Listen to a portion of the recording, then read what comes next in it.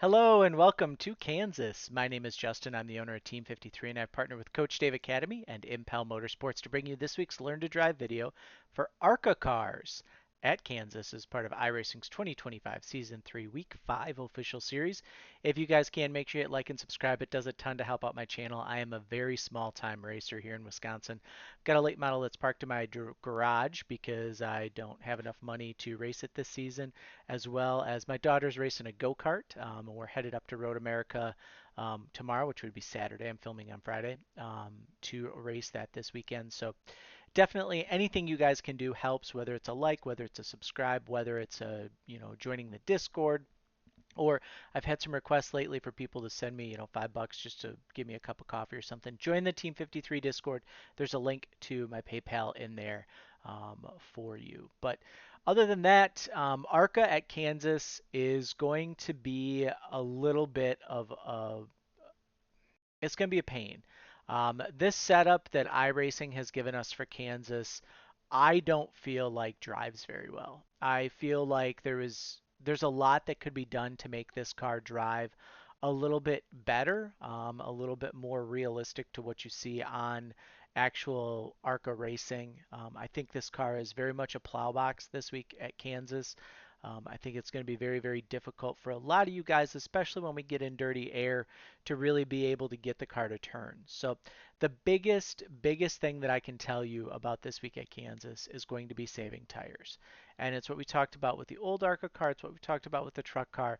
But unique to the ARCA series is a 40 lap green flag run. So you're not going to get a caution. You're not going to be able to pit and get tires and get caught back up. It's just 40 straight laps of green flag racing.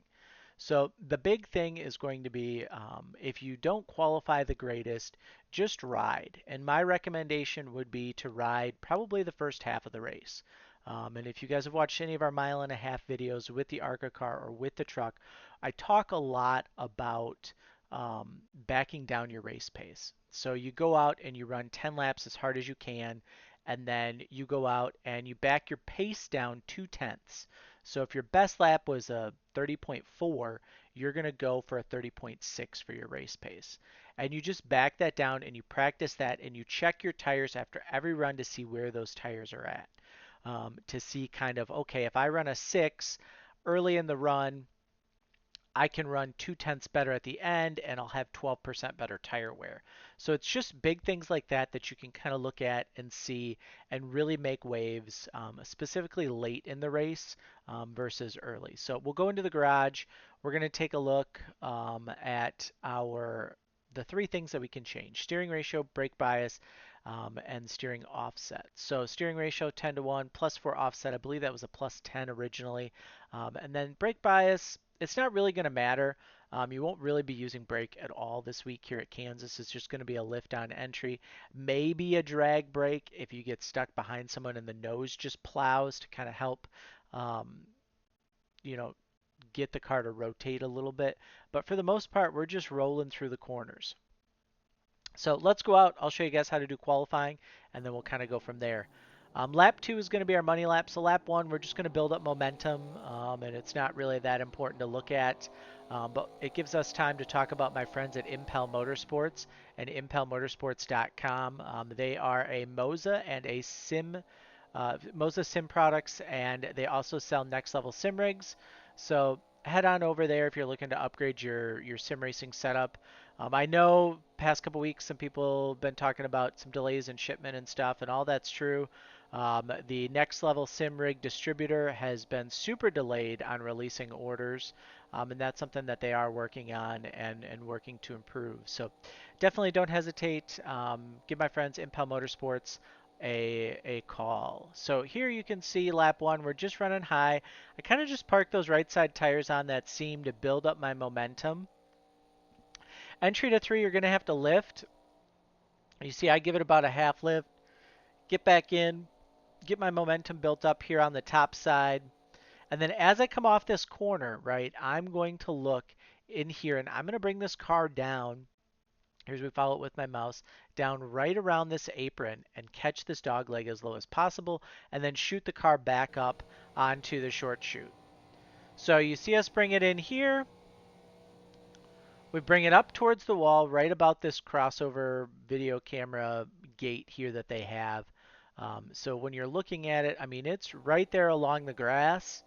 And then we aim it back up, get about midpoint, and then here I'm already starting to think about my turn, right? So I'm at this point, I'm ready to bring it into the turn. And I want to bring this car around, and I want to get the left side tires as close as I can to that yellow line.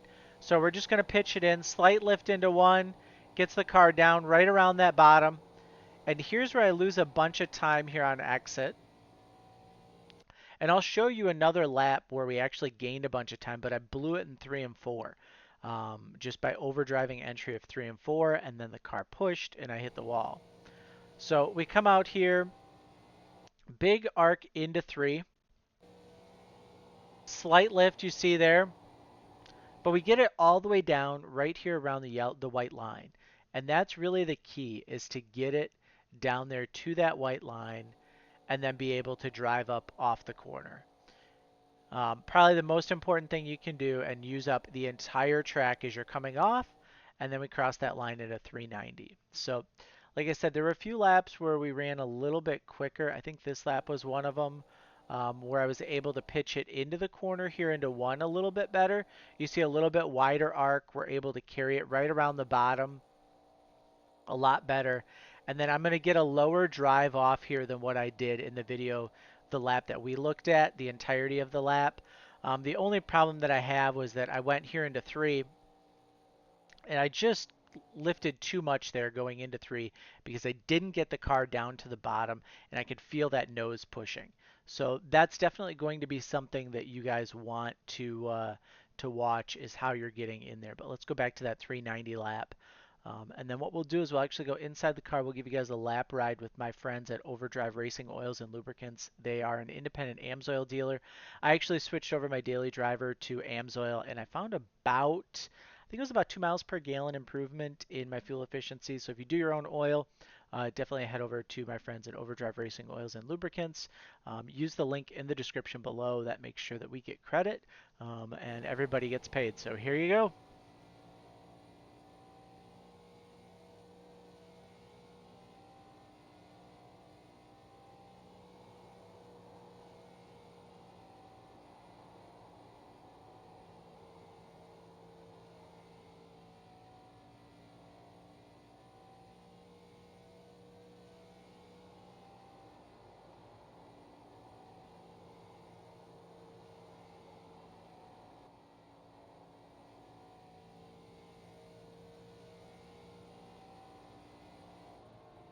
There we are with a nice little 390 lap. So race trim wise here, like I said, the big thing is not necessarily worrying about your fast lap. The big thing is going to be worrying about your overall 40 lap pace, what your average lap per 40 laps is going to be. So you can afford to give up a little bit at the start and have stuff at the end to charge towards the front. Now I'm not saying go in and run a half a second slower a lap, because you're going to get lapped. But if you go in and you drop probably 2/10 from what your best lap is. So you run in, if your best lap is a 4:39, you shoot for that lap to be a 6, a 7. If you can figure out how to run the top and not lose a ton of time, maybe you can go there as well. And that's where, like for me, so what I noticed was, you see these last 3 laps, these are me running the top. So the top was about 3 to 4 tenths a lap slower automatically. But the trade-off is that at Kansas, you really got to be able to go where it's clear track and to stay in the draft. And I know those two things kind of don't go well together, but you've got to keep yourself in the draft to make it easier for you to drive. But then you also need to keep your left front clear, because that's where all of your aero comes on these cars. So if you keep that left front clear and you go into the corner, you're going to be able to make the corner without having to use as much wheel as if you were following behind someone and you get aero tight. So the big thing is just keeping that left front clear to get yourself through the corner. If it was me and I was practicing for a Kansas race, I would try out all of the lanes in the corner and know how to run each and every one of those lanes and know how to save tire using each and every one of those lanes. That way, when I get into my race situation, I know, okay, these guys are all running high. I'm going to try and make some hay running low. Or these guys are all running low. I'm going to move up a lane and run middle and see if I can make something happen there and just get to people's outside and be able to clear them that way. So just kind of keep that in mind as you guys are practicing your laps. For me, race trim's pretty much the exact same, flat out. Um, you know, little bit of lift, maybe you lift a little bit longer in one, maybe you drag a little bit of brake, but I think if you drag a little bit of brake, you're going to lose too much time. It's just really going to be one of those races where you sacrifice early to have at the end, and as long as you have it at the end, you'll be able to make up a ton of time. So you can see here, I ran high there in 3 and 4 just to get a good headway, 62 versus a 43 running bottom.